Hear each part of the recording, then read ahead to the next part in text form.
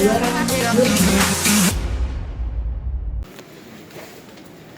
you mentioned before this one that one of the big motivators was having fun. I have to say that first round didn't look very fun to me, but did you have fun in there when all was said and done? Yeah, it was,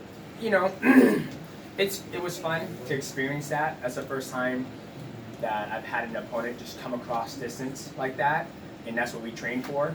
We did a little bit of both, because usually Muay Thai athletes, they kind of start slower and have that rhythm, and they slowly build up. You look at Nongo, when he fought today, he built up and he finally got that knockout. But with this fight, we knew that Rodtang wanted to get the fight done in the first round, because I would be able to use my full skill set in the second round. And in the very beginning, when I went in, I clinched him, and Olivier Coste was like, "No, you can't do that." And that's just my natural reaction, right? Because if in mixed martial arts, if someone was to cross distance like that, it's just perfect, boom, take him down, and then the fight would have been over in the first round, right? So hence why it was Muay Thai the first round, the second round was MMA. Because it was the first round Muay Thai, then we wouldn't have that exciting first round. I think everyone in the arena was kind of looking back and forth between your fight and the clock. I mean, how aware were you of the clock while all this was happening? I wasn't aware to the last 30 seconds, because my teammates were like, "That's all he's got! You took his best shot! That's all he's got!" And then when I came back, they said, "That's it." They cheered, and I came back to my corner like, "It's your round. This is you." And yeah, so I wasn't looking at the clock. Like, that's one thing I hate doing when we're training. Well, I hate when I see people do it when we're training. Like, yes, when you're fighting or you're sparring or you're training, yes, it's hell. It sucks, right? But you should enjoy every moment of it, because you're learning, right?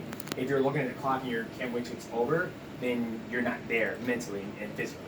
You got the sub, obviously, in the second round, but you did seem kind of measured. You were taking your time, closing the distance, getting in there. What was going through your head as you closed the distance there? Yeah, that was one of the things that I knew he was going to do. Like, a lot of people said, "Oh, he doesn't have the footwork," and I was like, well, Rodtang, he's one of the best in the world at stand-up, right? And it doesn't take long just to move your feet a little bit. Granted, he can't, fight going backwards, because he's usually going forward. And so for me, I didn't want to make a mistake trying to shoot across like Shinya Aoki did 10 years ago in his fight. If Shinya would have taken his time and got his hands on the gentleman, he probably would have submitted the guy just like I submitted Rodtang. But for me, I was taking my time, and we actually trained that. Like, we were training, and my coach was like, "Well, he doesn't have to do anything, because in MMA you can run the whole time." And I was like, "That's fine. I'll get there eventually." And when I got there, I was able to secure the submission and get my hand raised. One more for me. What were the emotions like between rounds? I'm guessing there was quite a bit of relief when the first one ended. How were you feeling about the second before it started? It was a fight, because I knew I never predict that I'm going to get the finish, right? I'm always working for the finish, because I would hate to mentally prepare myself like I'm going to get him out in the second round. And I go in there, and I didn't get him out in the second round, then I was ready to go for the third round and go through what the first round was again. And then if I make it to the third round, fourth round, try to get a submission. And at the end of this, if I didn't finish him or if he didn't finish me, it was going to be a draw. So it was, going for the finish. DJ, Rodtang was strong with bad intentions the first round. Did any of those strikes, kicks, or punches hurt you? Yeah, I mean, I got rocked a couple times, but I've been rocked before, right? I think him and Dotson hit me the hardest. Yeah.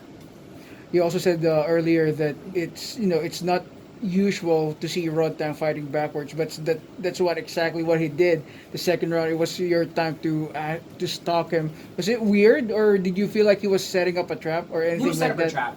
That's what a lot of my opponents do. They set up traps for me because they know I'm going to come forward. When I fought Yuya Wakamatsu, he was looking to counter me.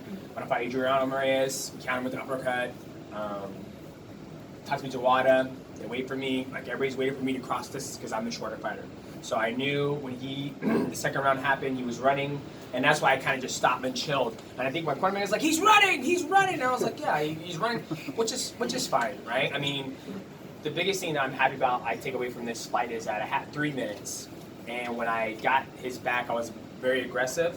And typically in my fights, I'm not as aggressive. I don't really go for the kill. I'm just chilling, relaxed, because I have 5 minutes, I have 15 minutes. This one is like 3 minutes, and we worked that. You got 3 minutes, you gotta get it done. Or you're gonna go into another round of Muay Thai, and then that's who he has a chance to knock you out. Terima kasih sudah menonton. Jangan lupa subscribe, like, komen, dan share konten. Juara.net